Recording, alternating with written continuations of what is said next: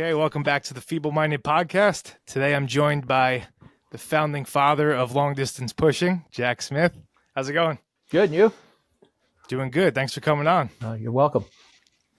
It's cool, man. I don't get the opportunity to talk to many people that have done, the skate across America, so I'm excited to pick your brain. It's a pretty exclusive club, and you belong to a really exclusive club because you did it solo.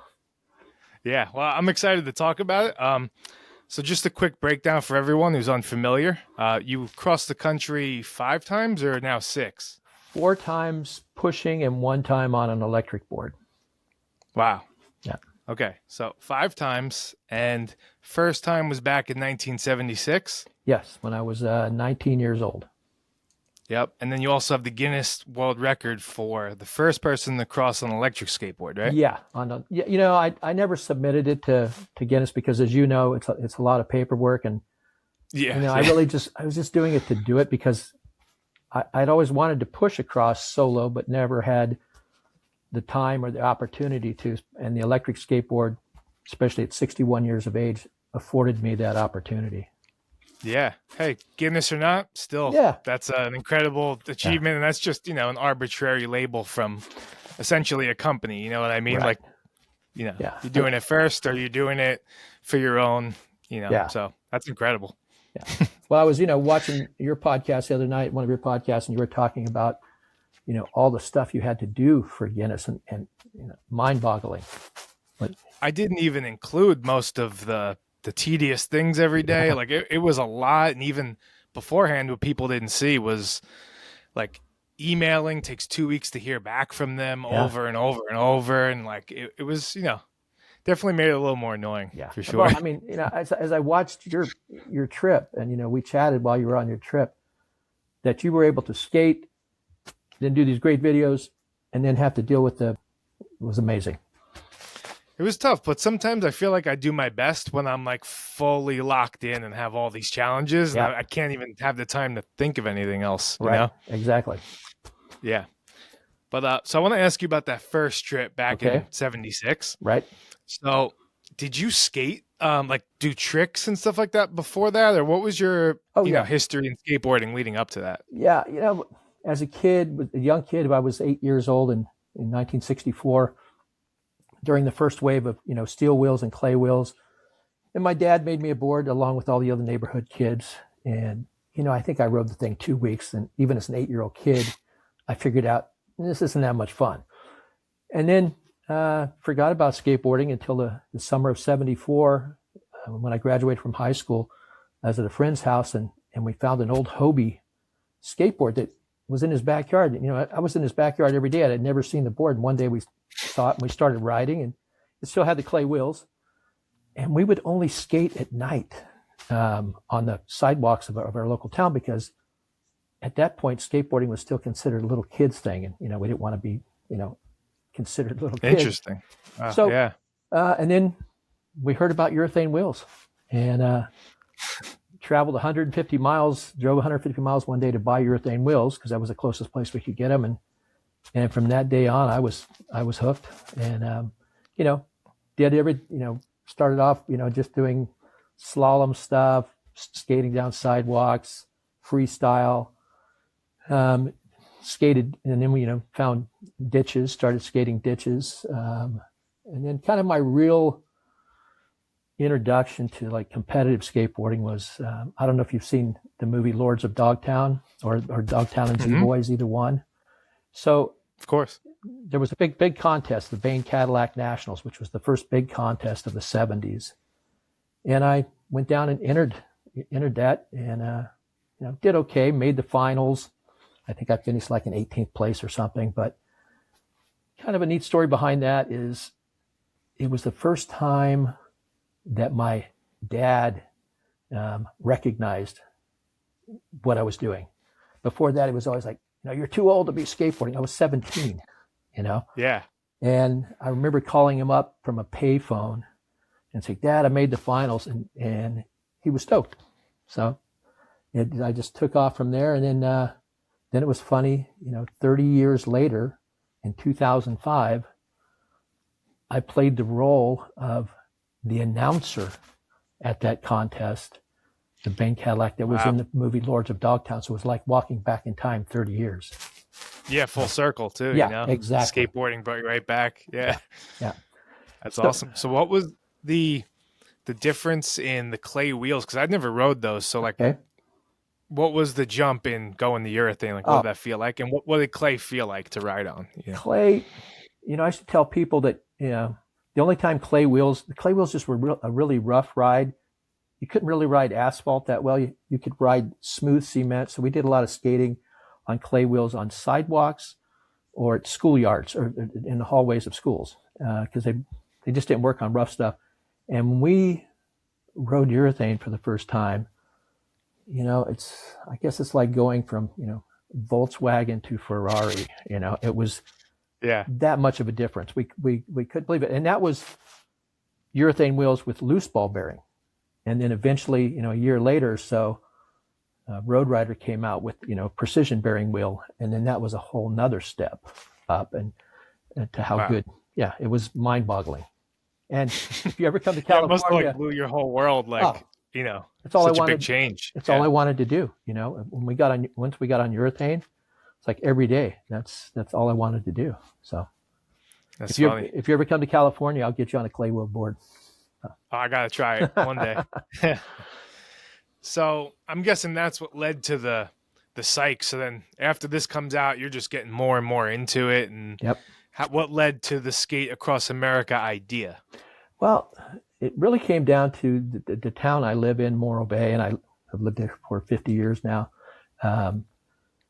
It's a town of about 10,000 people. There's not a lot of job opportunities for, teenagers, especially back then. You worked in a restaurant, maybe if you maybe worked on a fishing boat, worked in a grocery store. And none of us, we were thinking, what could we do in the summer to get away from having one of those jobs? And to this day, I don't know. One of us was, when we were sitting around a table one night in the spring of '76, and like, what can we do? And somebody threw out the idea, hey, let's skateboard across America. And we all thought it sounded great. So we wrote a letter to one company, a company that had sent me some wheels for that contest down in San Diego at the Bain Cadillac, told them what we're up to, what we wanted to do. And, we thought, we'll never hear anything. 2 weeks later, we got a letter back. And That's funny. they made us an offer. They said, we'll give you, and we thought it was going to take us 60 days. So they said, we'll give you all the gear you need, boards, wheels, trucks, and we'll give each of you a T-shirt for each day of the trip. So 180 T-shirts. So, and it said, and then at the end of the trip, if you make it, we'll pay you guys $500 each. And we're like, wow. oh yeah, let's go. And Yeah. so, they sent us the gear. Only one of us had a car as the support vehicle that could make it. It was my buddy Jeff's 69 Firebird. And actually, the two guys that were going to go with me originally bailed out at the last minute. Actually, Really? one of them did. Jeff and I, we needed one more guy. And so I went down to our local ditch one day and saw a guy, I didn't really know him, just through skating at the ditch, and said, hey, you want to go? And he's a guy named Mike Philbin signed up with us. And, we didn't train for this thing at all. We just figured out a route. We built a rack for the top of the car. One of the funny things is we actually took a gun with us. We had a .22 rifle in the trunk. We didn't really know why, but it sounded like a good idea at the time in case we ended up in some weird space. And then we figured out the route, and our thinking was, let's do it across the northern part of the country for two reasons. One, we thought it might be a little cooler in the summertime. Well, that didn't work out. It was still plenty hot. And then the other reason was we thought less populated, maybe less traffic, and that kind of worked out. So off we went to Oregon. So From my experience and my research and everything, the north definitely makes a little more sense. The trip, I think, is shorter too, and less mountains and a little more flat. Yeah, especially, we were kind of thrown into the fire because like the first day, we we started in Lebanon, Oregon. We didn't start right on the coast. It's about, I don't know, 40 or 50 miles from the coast. And the only reason we started there was because these people at a foster home said, "Hey, you can stay with us tonight." So we took them up on their offer. Right. And so we started in Lebanon, but the very first day we were into the Cascades, into the mountains. And I mean, really the first week we didn't know if we could make it. You probably lunched up some of that. That first week, 2 week period is, for me, that was like the whole thing where I knew if I could do it or not. Once you make it past that, you're kind of like locked in. Yep. Your body gets used to it. But before that, you're like, I don't know, man. Yeah. One thing, I just want to make sure that, that your viewers and listeners realize is that you did it solo. We did it as a relay. And the way our relay worked, we called it, and it came up with this name, we call it a leapfrog relay. So one guy starts skating. The car would drive out 3 miles in front and park. The second skater would get out and take off. The car would wait for the first guy. When he got there, they would drive 3 miles ahead from that point, passing the second skater, stop. The third guy would get out and start skating. The car would wait for the second guy to get to the car. So wow, okay. We would do, 35 to 50 miles a day individually. So we could cover 100 to 150 on a good day. But each of us ended up skating about a little under 1,000 miles each for the trip. And, which is a lot. Yeah. When I was doing the research, I saw that like each guy skated 30 miles. So I thought it was like one guy skated 30, then you switched, but I didn't realize it was every 3. That's a lot. That makes more sense. And you could keep a faster pace. And then, when we got into the mountains, going up some steep mountains, we would cut that down sometimes to a half mile, so you could keep a faster turnover. So. Yeah. Now it gets brutal when you're going uphill. Oh yeah. It's people are locked into like riding. When they drive across country in a car, just drive around in a car. You don't really pay attention to the road. You don't pay attention to the surface that much. And I always joke with the guys that I've skated with on the different trips, like, for the rest of your life, you're going to notice shoulders of roads when you're driving. My wife does now. Oh yeah. It completely changes your perspective. Like you're not really honed in on the asphalt or like the shoulder. Yeah, that's so funny. Did you? I'm guessing there was no internet really at the time. At all. Yeah. So how'd you come up with the route? You had to literally write it like on a map. Yeah. What we did is I'd read an article someplace, because it was 1976. It was the bicentennial of America.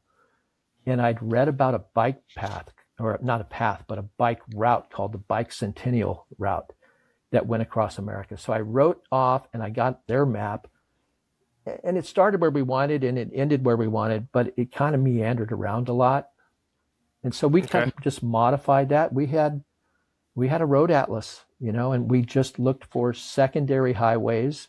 And then once we were on the secondary highways, if we found like a county road, we would switch to that just to stay away from traffic. But yeah, it was all paper. And it's funny how you bring up the internet, is that now, like almost every year, I'll get emails from people who are thinking about skating cross country. Can you give me some advice? And then I see them posted online too. And in some of the groups, the people in the group are like, well, what about this? What about that? I don't think you should do. And I tell people, I'm kind of glad the internet wasn't around in 76, because I don't know if we would have done it, because there would have been so much, you can't get up the mountains. You can't do this. Yeah. We were just ignorant. We just did it. Yeah, exactly. And that's kind of the best way to do things in my perspective. Like I even called you. I don't know if you remember this, but I called you beforehand and picked your brain. And I was like, you were the only person to look to really for a template, or like just learn anything about it really, it's nothing else. So, but yeah, I was like, just jumping into it, you figure it out. Yeah. You know what I mean? All the noise and all the talking and everything, it just kind of disappears, and you're there in the moment and you figure it out. But with the internet, you kind of, maybe you'll get scared of something, or, So yeah. But go ahead. So what was the, would you stop and hang out with people as you were going, or did you try to stay pretty much focused the whole time? No, we would stop. I mean, usually, we'd get people would stop us, alongside the road, because in '76, once you got out of California or the East Coast, even where skateboarding was happening, people hadn't seen a skateboard in 10 years from back in the '60s, and they're like, "What the hell are you guys doing?" So we had a lot of encounters like that. We ran into a lot of people that, hey, you want to stay at our house tonight? So we'd camp with them. Most of the time we camped. A couple of times we got free motels because we got ready to do the trip. Our local chamber of commerce, a buddy of mine, ran it, and he had his secretary write letters to other chambers of commerces along our route. And so sometimes we'd get a free motel here and there, but mainly we camped. Wow. We'd meet people in restaurants, at campgrounds. So yeah, That's really cool. Yeah, and everything was done through mail. Surprised you can have that reach, get sponsors and stuff like through. Just we send. were really lucky. Players. Yeah, really lucky. Especially with the board company. They're the company. Roller Sports was the company, and they were one of the big companies at the time.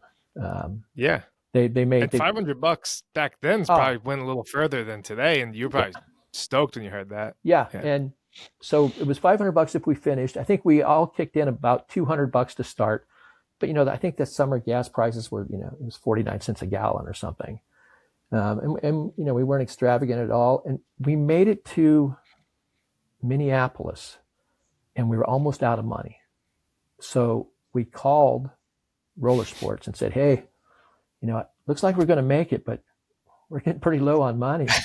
And so the company wired us $500. So they actually wired it to one of their dealers in Minneapolis. And then we went to that shop, and the guy gave us $500 in cash so we could finish the trip. Wow. Or we wouldn't have been able to finish. We were out of money. So, that's funny. Wow. But I've actually got here, if you want to see it, a board just like the one I rode across in '76. Yeah, I'd love to see it. Yeah. It's the closest one to what you did your trip on. So it's actually, unreal. It's electric. Yeah, I can't imagine that small surface area for the whole trip. 25 inches long. It's made out of a material called Lexan. It was actually made by General Electric. And then, these are Stoker wheels, and we thought they were huge. They were 57 millimeter. That's funny. Very stiff board, but this is a replica. So that was one thing I wanted to ask you was, I saw the board, like pictures of it, when I was doing my research, but did those wheels hold the whole time? Were they harder? Did they break?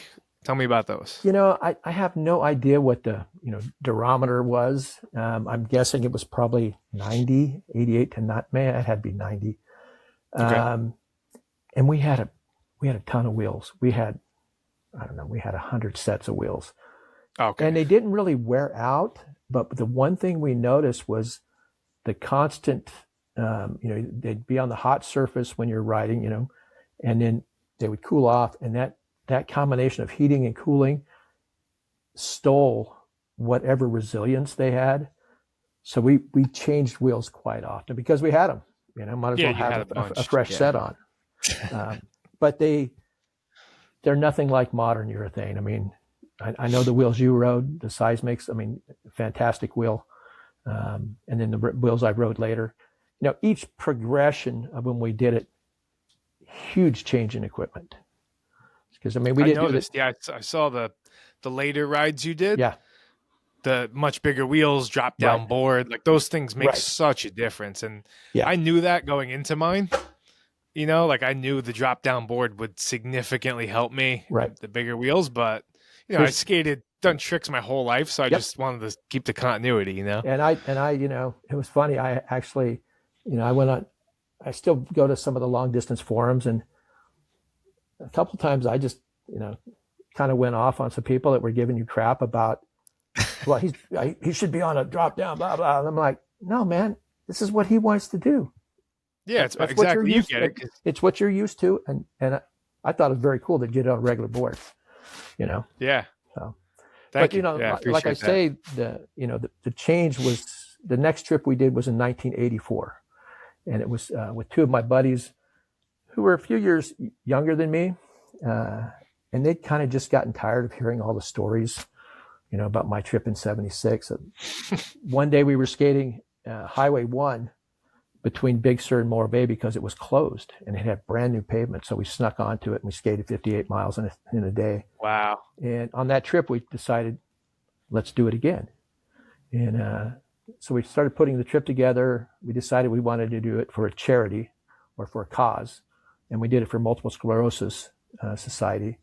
And then we invited a fourth guy to join the team, a guy named Bob DeNike, who great skater, probably the best skater of any of us. And he and went what year on, was this? This was '84. Okay. And he went on to fame and fortune. He ended up being the president of Santa Cruz Skateboards later on, NHS. Oh, really? Yeah. Wow. So, but a great skater, great downhill skater, great street skater, ramp skater, everything. But so we put together a package, a sponsorship package, and sent it to people in the industry. But none of us had a great car for a support vehicle.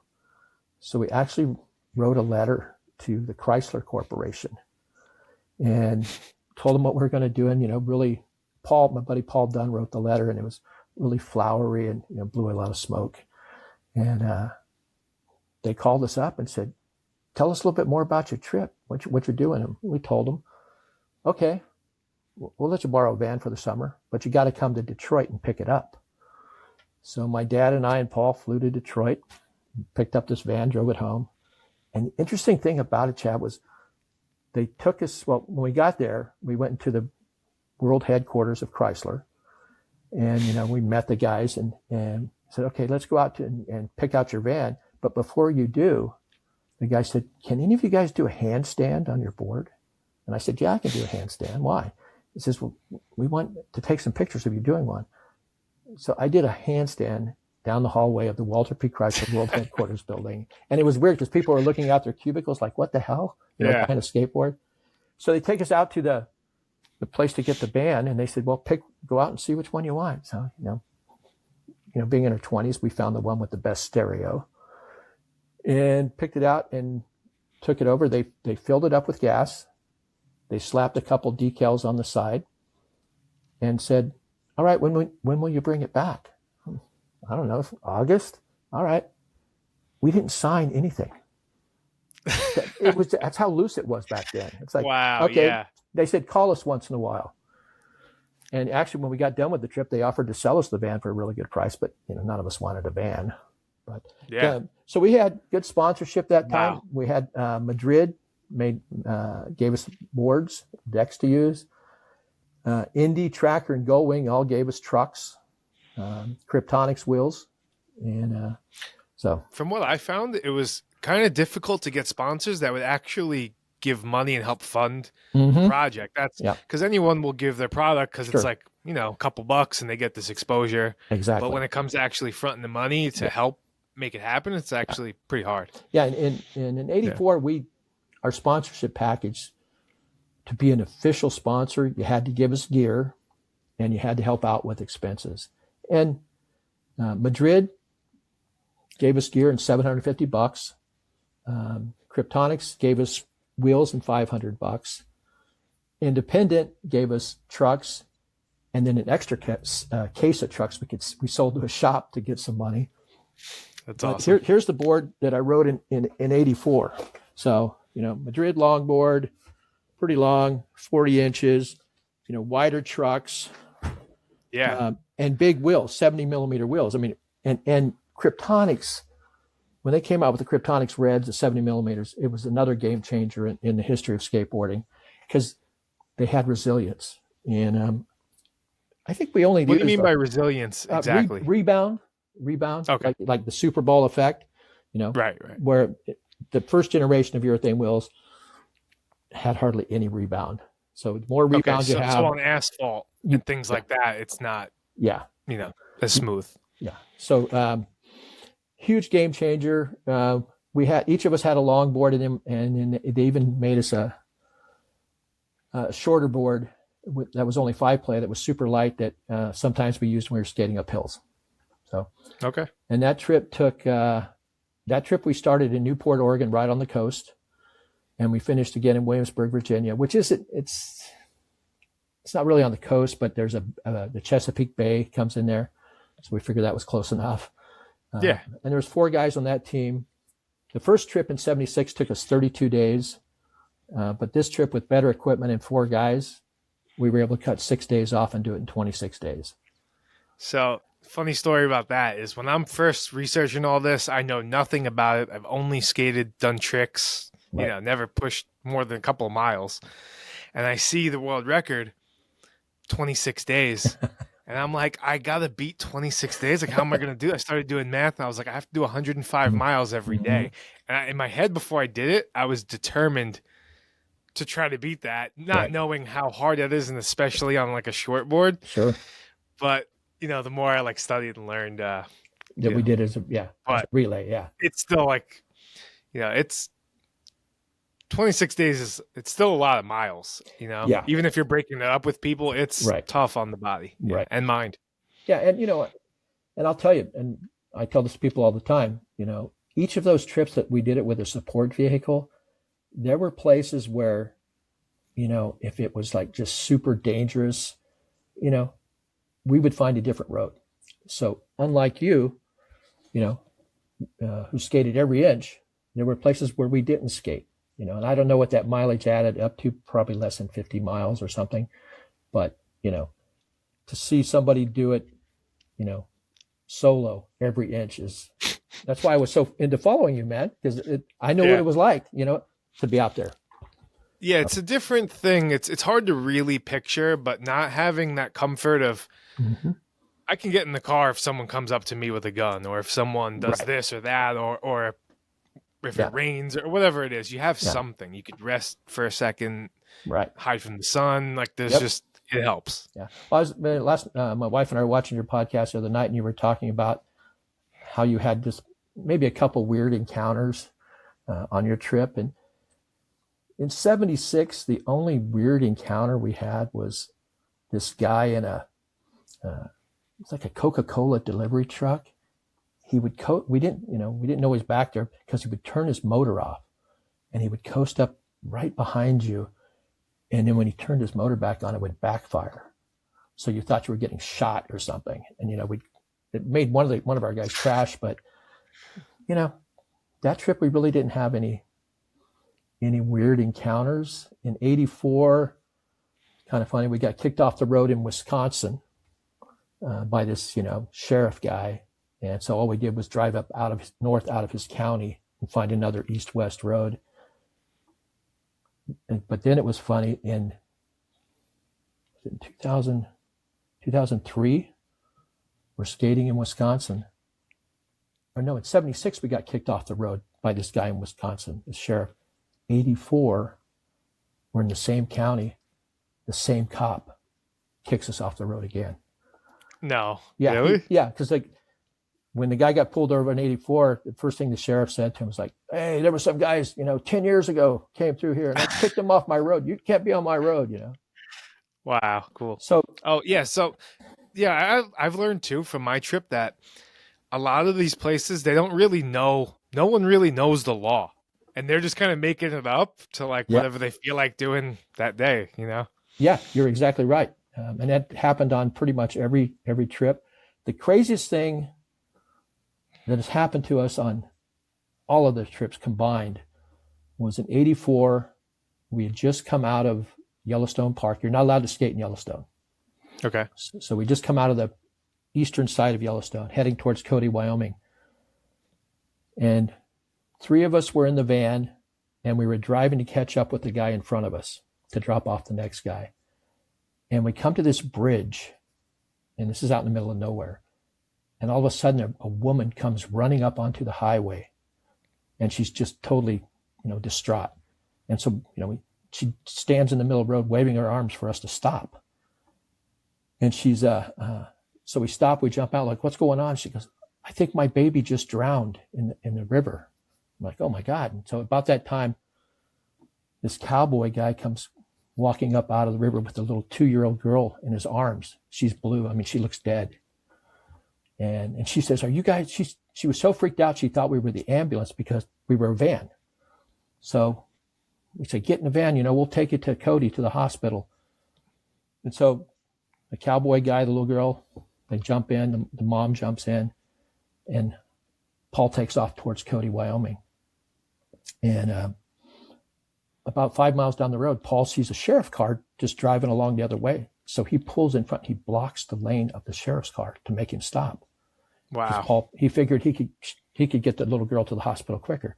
Yeah.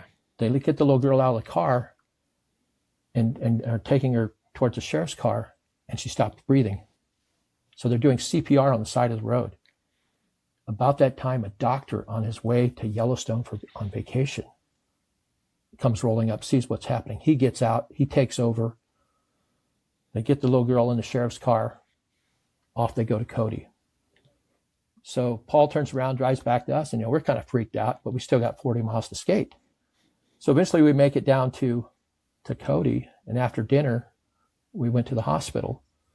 And as we got to the hospital, the mom is coming out, and she's like, "Oh, you guys, thank you so much, for your help." And we're like, "Well, what's going on with your baby?" And she says, "We don't know. They just put her on a life flight helicopter to Salt Lake City." So that's 1984. We had no idea whatever happened. Still? Until 2011.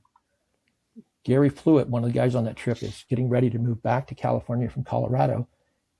And he finds a newspaper article. And he worked for Google, so he knew how to search stuff. He found a newspaper article that he had about the trip. And it mentioned the girl's last name, the family's last name. And that they were from Utah. So he starts snooping around online, and he finds a woman who would be about the right age, in her late 20s, with the same last name. He finds her email address. He sends her an email and says, "Hey, I don't know if you're the little girl, but we were these guys skating across country, and we were involved in what we hope was a successful rescue, but we don't know. Just wondering if you're that little girl." So months go by. Gary doesn't hear anything. Finally, he gets an email back, and it's from this person. And she says, "It's so weird, Gary, that I got your email today because I don't use this email address anymore. In fact, the only reason I came on today online was to close this account." And she says, "I am the little girl that you guys helped rescue. No. Thank you for helping save my life." Wow. And so Gary sends me the email, and she said, no after effects. She was fine. She became a newspaper reporter, a writer. She was getting ready to publish her first novel. Gary sends me the email, and so I'm reading it at my desk that night, and I read through it, and I'm like blown away. And then I turned to my wife, and I tried to read it to her, and I got like 2 sentences in, and I just lost it. Yeah. And what was interesting about that day was we usually started skating like at 7:30 in the morning. Well, that day it was raining. So we had to wait for, till 9 o'clock or something to start skating till the roads dried off. Then we got to Yellowstone, and we knew we couldn't skate in Yellowstone, but we tried anyway. And we got a few miles in, we got busted. So we're like, what the hell? Let's go over and watch Old Faithful, do its thing. So we get there, it just went off. So we walk around because it goes off like every hour. We come back, we missed it again. So then we just sat there for an hour and waited for it to go off. And then, we went on our way. So if all those things hadn't lined up that day to put us there at that exact time, who knows? Yeah. So that was an unbelievable story. Yeah. And it's cool that you got the resolution later, Exactly. Yeah. Yeah. So, wow. That's incredible. Well, so I was going to ask if you had any near-death experiences skating on the trip. No. No, nothing with traffic or anything like that? Not me personally. Bob was skating one time on the 84 trip. We're between Boise, Idaho, and Mountain Home, Idaho. And there's really not a frontage road, so we were allowed to skate on the side of the freeway. And so Bob was out in front of us skating, about a mile out in front. And 2 of us were in the van waiting for the guy behind us to catch up. And when he got in, we had noticed this truck go by us, this big lumber truck. And we didn't really notice right away, but the load had shifted. and there was this like big beam, like, I don't know, 4x4, 6x6 beam sticking out at head height. And we see that if Bob doesn't turn around and see it, it's going to decapitate him because this truck's going 60 miles an hour. And we're honking, we're screaming, but there's no way he can hear us. And for some reason, maybe like, a few hundred feet before the truck got to him, he just happened to turn around and, oh, there's a truck coming with a board sticking out. So he just picked up his board and stepped off the road. If he wouldn't have turned around, probably would have died. Yeah. It's so weird how just those little moments, like one little thing can change the entire trajectory of someone's life, or, and I've had those too, where I'm out there and like one step sideways and things could have turned out completely differently, Yeah. I was listening to your podcast and you talked about that time when you just happened to kind of wobble on your board and you said you stepped and there was a car that went by. Oh, yeah. Yeah, I could feel like brush on me. Yeah. and a huge difference between what you did and what we did as a relay is, we were only skating 3 miles at a time. So we could be hyper vigilant for those 3 miles. And I found how much harder it is when I did the electric board trip, because I was on the road like you were for a lot of hours a day. And just to maintain that focus on like what's behind you. I mean, I got to the point where I could almost tell just by the sound of something coming behind me if something was a little fishy. You probably did too. Mm-hmm. Yeah, it becomes like second nature. You could, you're a little more sensitive to everything, and you have to be so attentive every second of the day. Yeah, and it's so you've got the physical part, and then you got the mental part, and you're just exhausted. I think the mental part was more exhausting on the electric board trip for me because I wasn't pushing.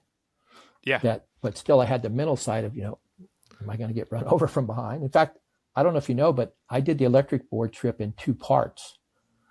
I didn't know. Yeah, I started did the first part of it 2016, started in Eugene, Oregon, and I made it to Mountain Home, Idaho. But in that 500 miles, I had 2, what I think were very close calls with semi trucks. And so I got to Mountain Home, and the next morning I got up and we went out to where we'd left off, and I put my board down and I didn't get on it. I chickened out. I was scared. So I told my buddy, I'm done. So we went home, and I thought that's it, I thought that was just you and your wife on that trip, or no, that was the second part of the trip. So the first part is me and my buddy Ed, who was my support driver. So I went home, and for the next 2 years, it bugged the crap out of me that I quit. And I tell people, I kept hearing my dad's voice, and believe it or not, my high school woodshop teacher, a guy named Mr. Gerard, in my head saying, finish what you start. That's awesome. So 2018, my wife retired. 2 of our kids got married that summer. And then I said, I want to do it again. My wife said, all right, let's go. And luckily found a sponsor. And a company let us also borrow a cool Volkswagen van to be the support vehicle. And so my wife and I drove up to Mountain Home, Idaho, and started where we left off, where I quit. And 45 days later, we were in Washington, D.C. Wow. So I've ridden an electric skateboard, briefly, not that long, but your legs start to hurt as you're standing on there because you're not moving them. So almost pushing kind of helps in a sense. You're so right. A lot of people like, oh, you're cheating. And it's like, well, I'm not pushing, but your legs they almost get crampy. Yeah, very quickly. And so I did everything I could to alleviate some of that. I put padding underneath my grip tape. I wore shoes that had, this much sole on them. I put big soft wheels in the front. I couldn't put big soft wheels in the back due to the nature of the board. But what I would do is, every 2 or 3 miles, I would get off and walk around because I knew if I had to bail, my feet weren't going to work and I was going to, go down. And I think on the electric board trip, very rarely did I go more than 12 or 13 miles an hour. Because I knew at that speed, I could probably get a couple steps in and roll it off. If I was going faster and I fell, I wasn't going to get back up.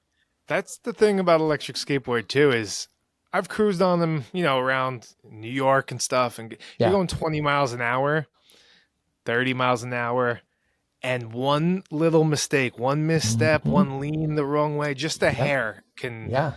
pitch you be E- fatal, really. Yeah. Exactly. And so many people that start riding electric skateboards, a lot of them have never skated. And even some of those guys who have skated on, trick boards is what I call them, aren't used to speed. They have no idea. Like, okay, when you're going 20, you can't just run it off, Yeah, no. Yeah. So, Or a but little, press on your toe, just like a hair at 20 is a yeah, much different than when you're going 5, yeah, you yeah. know? So, I mean, I still ride my electric board, but, I was very, very careful when I did the trip. But So how old were you when you did that trip or when the you electric, finished it? the electric board trip, I was 61 when I finished. So, That's incredible. And did you so have, and this goes for any of the trips, did you have people telling you to not do this? Like in the oh, yeah, 76 trip, at the yeah, 60, well, yeah, yeah. So yeah. 76, when I told my parents about it, that I wanted to do this and we'd gotten a sponsor, my dad was just adamant. No, you can't do that. And I'm like, I don't really need your permission. I'm 18. He's like, Hmm. well, you're living under my roof. You do what I say. And so it was really heated. And then it was really weird. One day, my dad came home from work and he had just had an epiphany or something. And he came to me and said, I've been thinking if I was a young guy and I had this opportunity, I'd want to do it. So go ahead. So that made it Wow. a lot So he better. came around. Yeah, That's he came huge. around and became a huge supporter the rest of my life as far as, skateboarding. Yeah, every trip, Wow. you know, That's awesome. That for, doesn't happen too often no, usually. Like, no, yeah. I was very lucky. And every trip we had naysayers, but as the more I did it, the fewer I had, Yeah. because, oh, you've done this So- before, and between, after the 84 trip, we didn't do another trip until 2003, 19 years. And what brought that crossing on was I had a son who was born, Jack Marshall Smith. He was born in 2000, or excuse me, he was born in 1988. And he was born with a very rare genetic syndrome called Lowe syndrome. At the time, there were only like 350 boys, because it only affects boys in the world that had this thing. And it's genetic based, and it's a what they call a renal based syndrome. What happens is when the baby's in the womb, the kidneys can't differentiate what to keep and what to pass on, and so it creates problems with their development. All the boys that are born with it, 100% have cataracts. 50% have glaucoma. He had both. Anywhere from mild to severe mental retardation, small stature, low muscle tone, and eventually develop seizures, and then eventually the kidneys will fail. And when Jack was born, I remember they sat us down in this little room, my wife and I, and said, well, he probably won't live past 2, because there just wasn't much information at the time. Well, he ended up living to be 14, and he died Wow. in 2003. And he had, for the most part of his life, pretty good quality of life, except for the last few years. And then the seizures got really bad. So he passed away in 2003. And that's when I decided, I want to do another crossing and raise not only money, but awareness of this thing. I thought, if one other family could, hear about this and their son's born with cataracts, to have him checked out for possible Lowe syndrome. Yeah. So we did that trip in 2003, and that was it was the first trip we were able to use the internet to help with sponsorship. Hmm. And so we threw it out there and got great support of from people who donated to low syndrome. I don't know. I think we raised between $25,000-$30,000, something like that. Wow. And then the industry as a whole got behind us. We had great sponsorship from the industry, and like we did in '84, you had to give us gear, and then you had to give us some money to help with our expenses. And the best one was there's a company called Harbinger, and they make pads, skate pads and stuff. And we didn't even send a letter to these guys, an email. Somehow they just heard about it.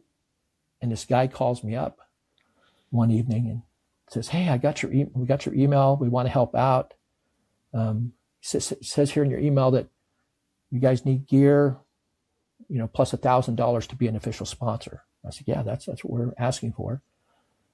And he's like, "Okay, here's what we'll do. Here's what we can do. We'll give you guys all the gear you need." And so I'm waiting for the shoe to drop for him to say, "But we can't give you any money." Yeah. And he says, "So, and it's $1,000, right, for official sponsorship?" And I said, "Yeah." And he goes, "Okay, here's what we're going to do. We're going to give each of you guys $1,000. So $4,000 in expense money." Wow.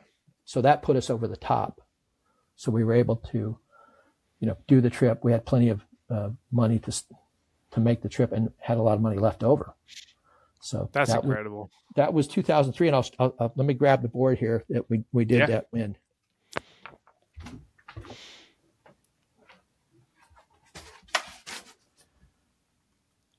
Okay, so much different than the previous setups.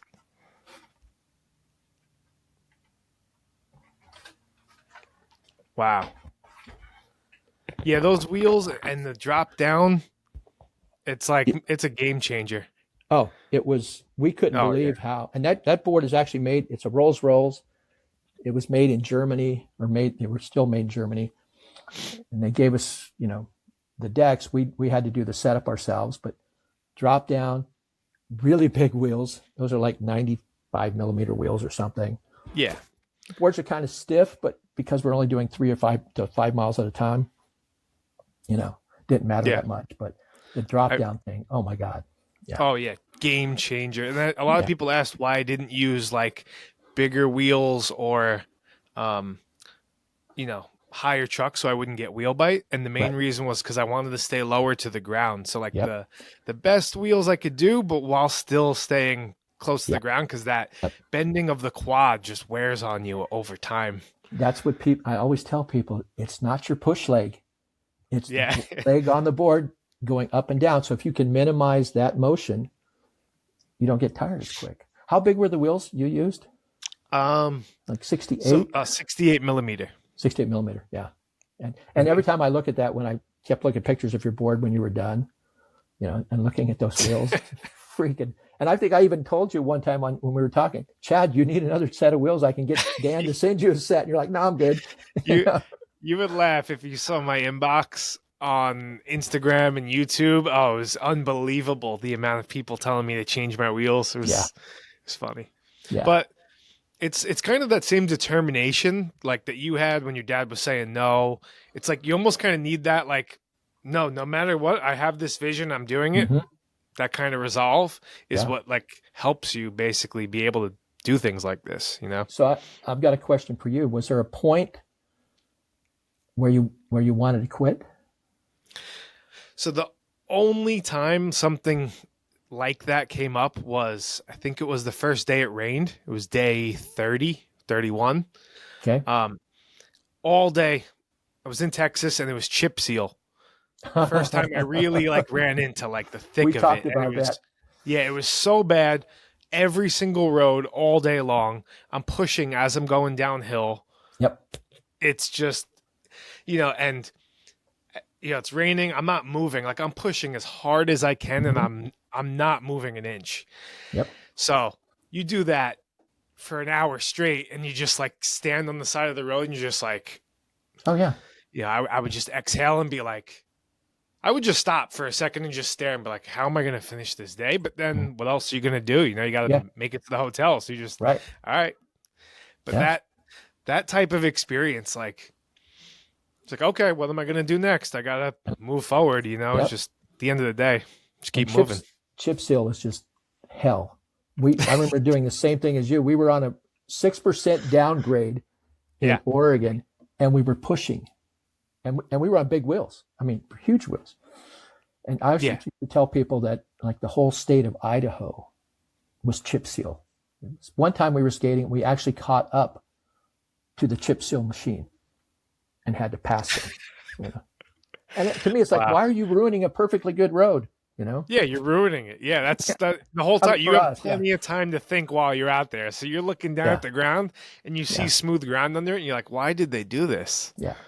You know, on that 2003 ride, we had a guy on the trip, a guy named Josh Moretti.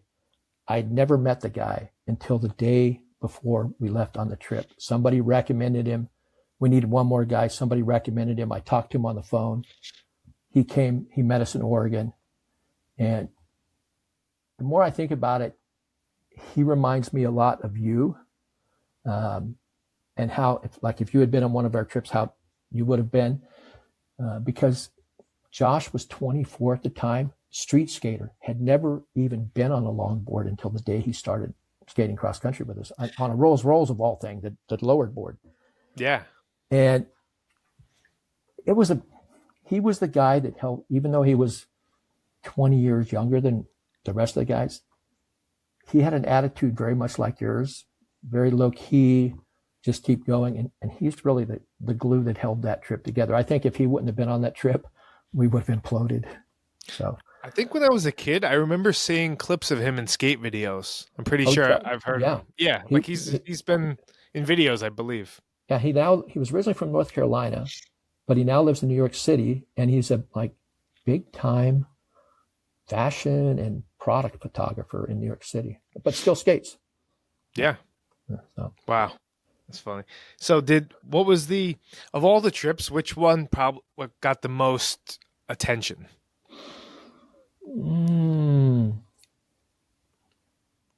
Yeah, like what happened in 76 when you finished? Was anyone there? Was it just like no, we actually like I told you, the Chamber of Commerce helped us out on that trip, our local Chamber of Commerce, and they had gotten in touch with the Williamsburg Chamber of Commerce, and so we stopped just on the edge of town so that all three of us could skate together to finish.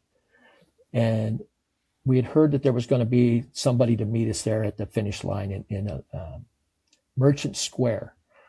So we come skating up, and there's a freaking crowd of people, not like you had, but there's a crowd of people. And so we come skating up, and it was a Chamber of Commerce guy there. I think maybe the mayor. And they, welcomed us. One of the sponsors from the guy, one of the vice presidents of roller sports, came up to give us our money, gave us cash. It was great. Really? Wow. Yeah. And was there news there at all? Yeah, there was a couple newspapers there, and there's some. And I still have some of the articles from that. But yeah, we were. And the cool thing was the guy from the Chamber of Commerce said, "Oh, here, we've got you free rooms at the Patrick Henry Inn," which was a pretty nice place at the time, and then they said, and the next day, here's some passes to Busch Gardens. It's like an amusement park kind of thing, a theme park, and it's based around beer. But the only problem was only one of us was old enough. Mike was the only guy old enough to drink beer. Oh, really? But still, we went to the park and had a good time. But the 76 trip got a lot of newspaper attention. 84 trip got some newspaper attention, and that was the first time we got national publicity because we were in USA Today. I don't know how they found us, but they did a couple articles. 2003, a lot of online articles, some newspaper stuff, and then the next trip, 2013, we did that trip for Alzheimer's because my dad had Alzheimer's and passed away from it. And that was a really cool trip for a couple of reasons. We had my son, who was 21 at the time. He was on the team. And then we had two young women on the team, Melanie Castro. I'm drawing a blank on Colleen Pellick was on the trip. So it's the first time women had been involved. But as I look back on that trip, we had too many people. We had 5 skaters, we had a photographer, and then we had my wife. So there was 7 people in the van. It was very expensive to do, so we had to raise a lot of money, and we did it for the Alzheimer's Association. And that, it got some press, not a ton, but we really weren't doing it for the press. I mean, any little bit helped. But the amazing thing on that trip is, and this is not an exaggeration, every person that we met on that trip and heard what we were doing and we were talking to them, they either had somebody in their family or had or knew of somebody that had Alzheimer's. It boggled our mind how widespread. And I remember reading an article when I got home that 1 out of 3 people currently have been affected by Alzheimer's in some way. And they said within 20 years, it was going to be 2 out of 3 people. Really? Somebody in their family, themselves, a friend. Yeah. Well, it's beautiful that you did the other skate for Lowe's and that one to draw the attention, because, the money helps, but I feel like the attention is really what drives it. It's like more people understand it, and it has, the legs to grow and kind of get in more people's heads to understand it. And, Yep. So real quick, I'll just grab the board that we used in 2003. Yeah.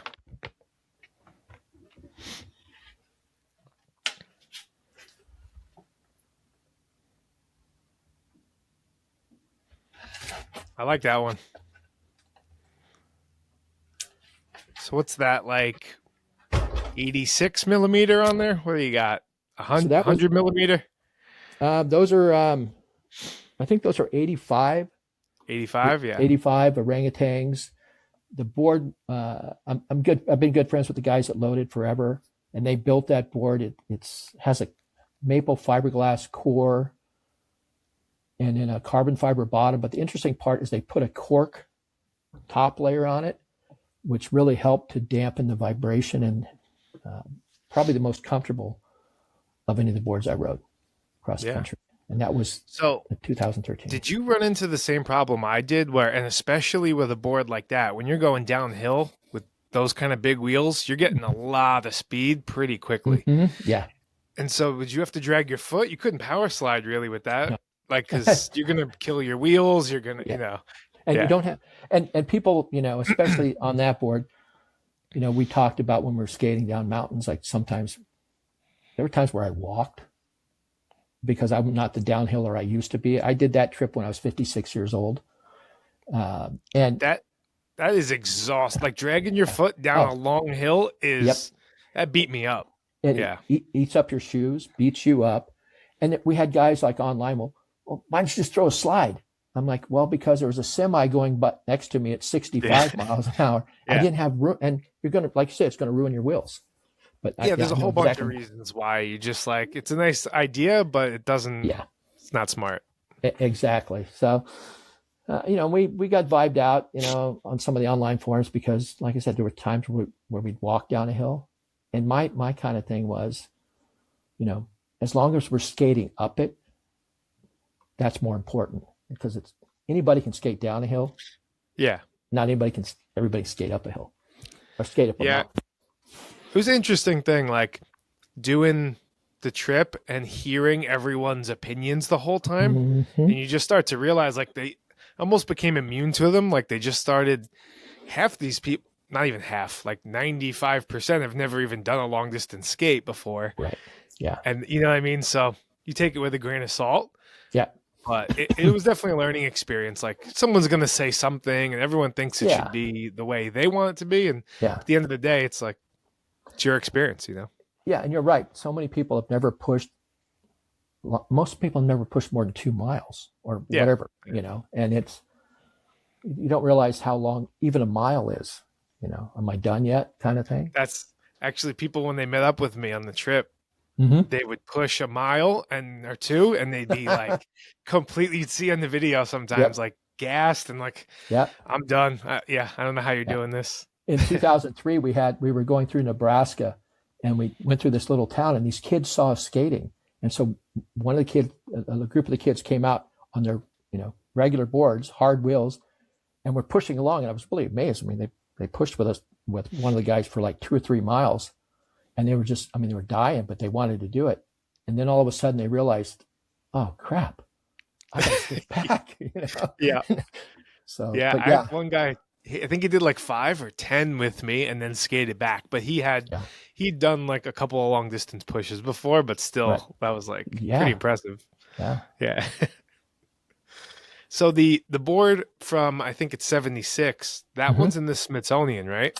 That one's in the Smithsonian, which is, if you would have told me when I was 17 years old, 18 years old, that something of mine would be in the Smithsonian, I'd said, you're out of your mind. And so they have that board.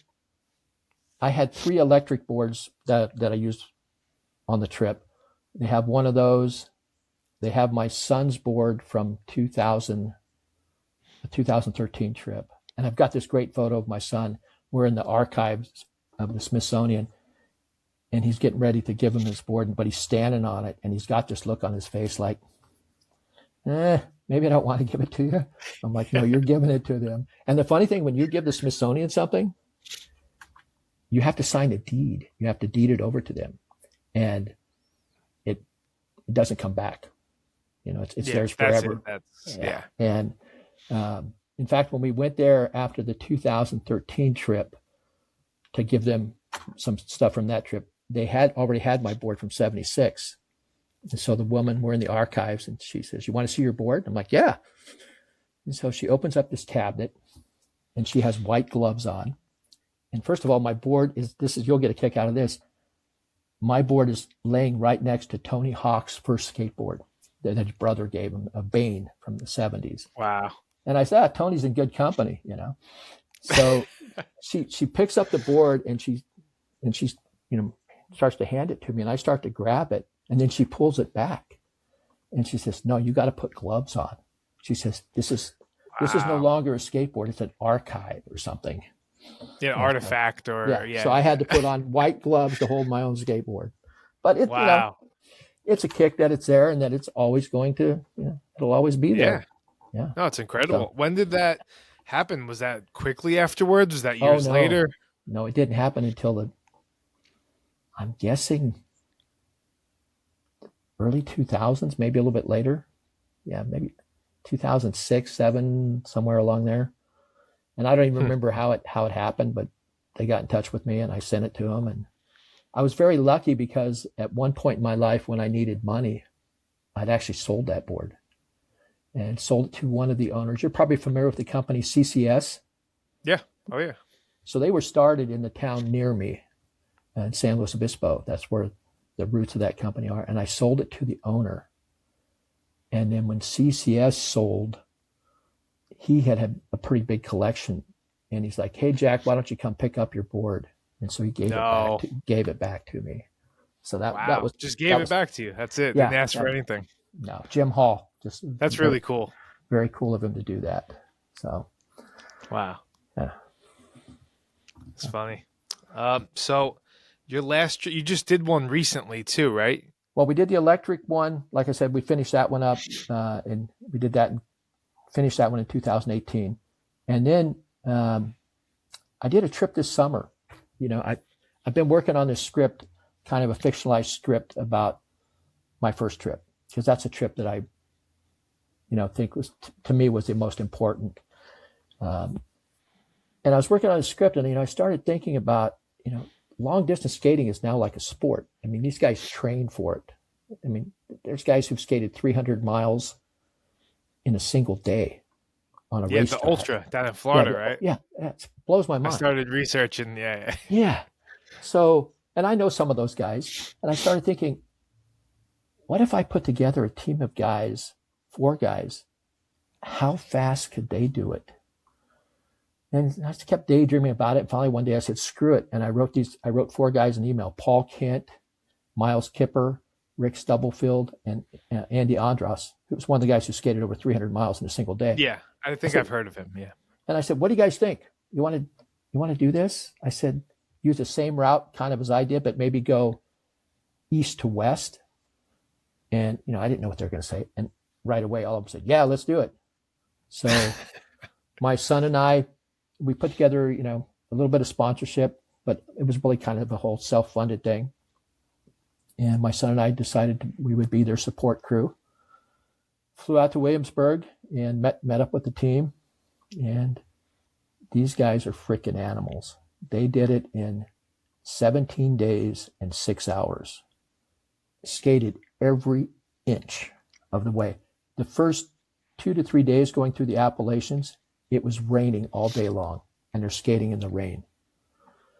And it was just, the fastest we had ever done it was 21 days in 2003. But I mean, these guys were just, they're athletes. I always tell people. They're training, right? They're doing they've done long 200, 300 mile days. And they're skating every day. And I always tell people the difference is we were just a bunch of knuckleheads who want to do something fun. These guys are athletes, Something people don't really consider too is you could skate 100 miles or 50 miles locally, maybe, a couple people.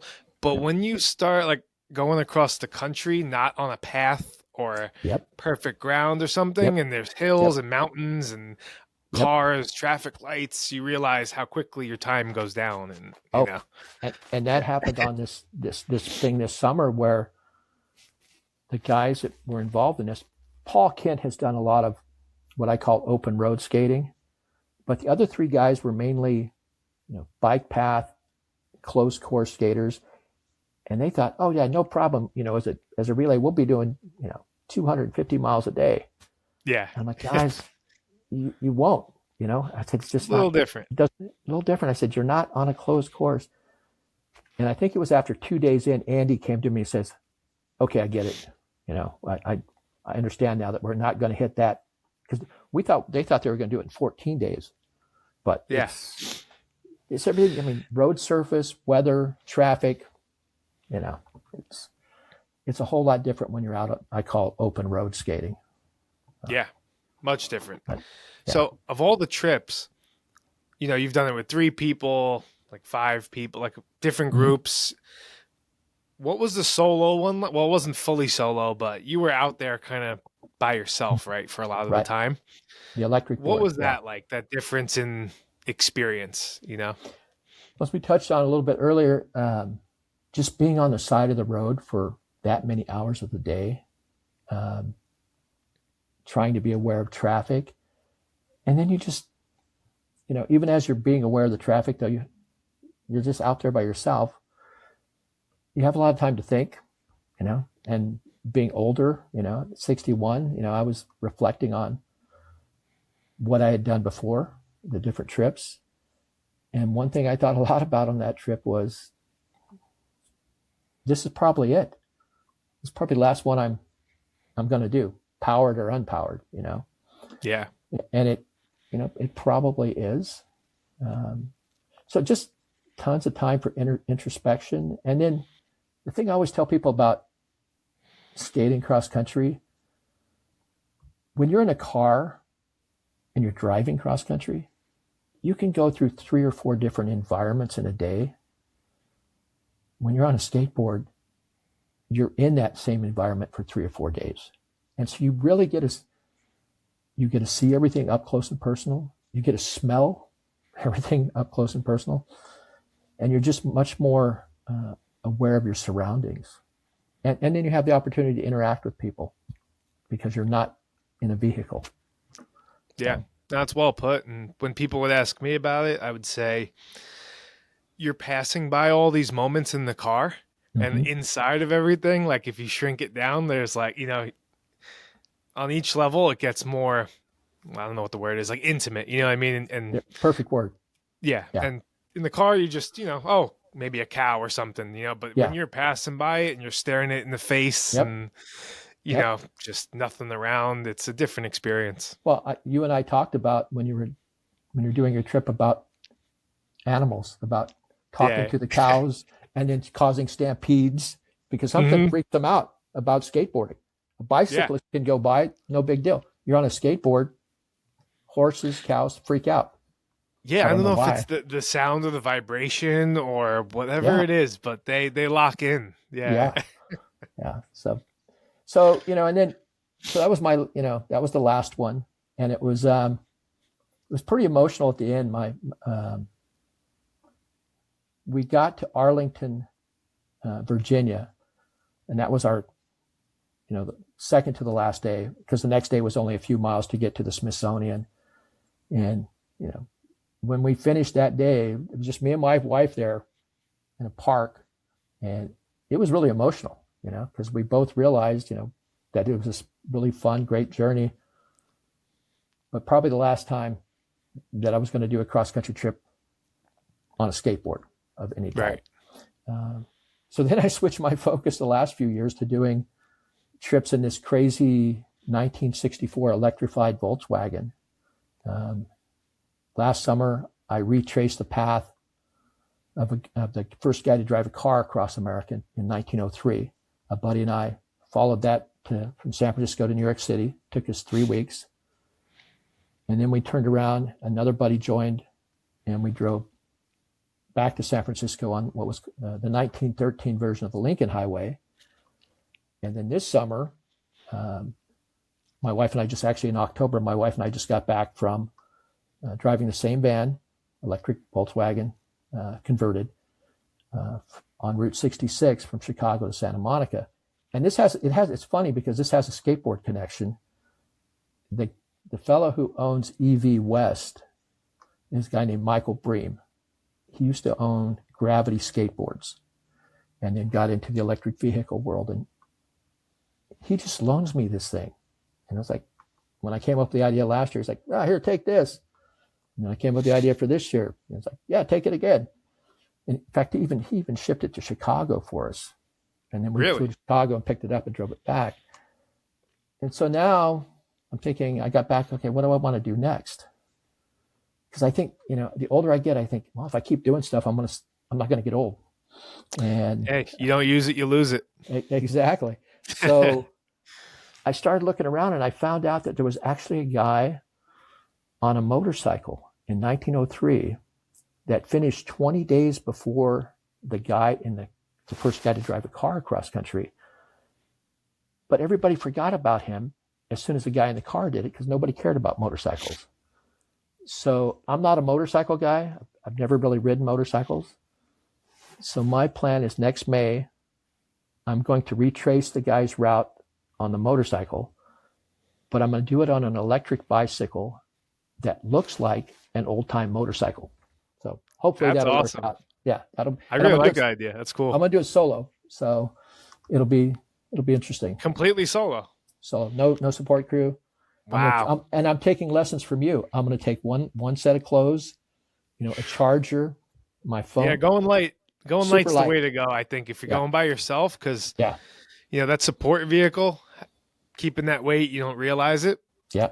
But it really, it helps to be light. But so that's incredible that you're going to do that. Where can everyone follow that? Well, I'll eventually post it up on my Facebook and Instagram pages. And then we'll probably create a special Instagram page for it. I haven't come up with a name for it yet because we're still in the planning process. I'm ready to follow. That's awesome. Cool. Oh, yeah. Well, Jack, thanks for sitting down and talking with me, telling your stories. I appreciate it. Oh, man, thanks for having me. It's just, and it's weird because I feel like I know you because, we talked a bit on your trip and, I'm your fanboy, man, because you did what I always wanted to do, Hey, man, it was cool along my trip.